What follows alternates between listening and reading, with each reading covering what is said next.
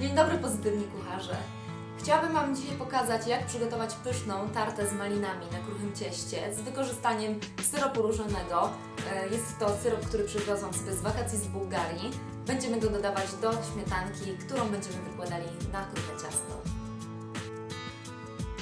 Wsyp do miski 2 szklanki mąki krupczatki. Dodaj kostkę miękkiego masła i 5 łyżek cukru. Mąkę, masło i cukier przesiekaj drewnianą łopatką.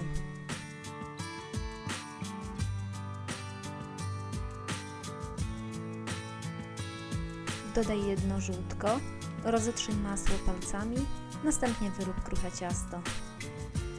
Ciasto schładzaj w lodówce przez około 1 godzinę, a następnie wyłóż nim foremkę do tarty.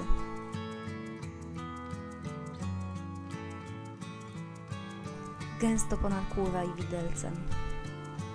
Wstaw na 20 minut do piekarnika nagrzanego do 200 stopni. Wsyp do miseczki 2 łyżeczki cukru pudru, wlej 2 łyżeczki syropu różanego i dodaj 1 szklankę śmietany 18%.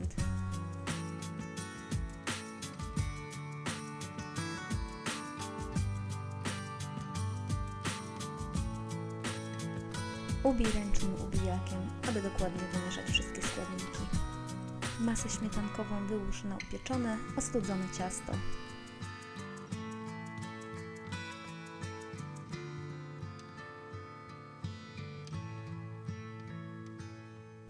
Po wierzchu ułóż gęsto maliny. Wystarczy pół kilo.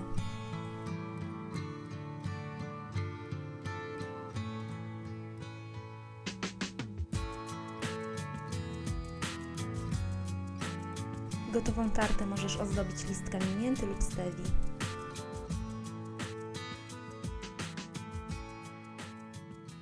Smacznego!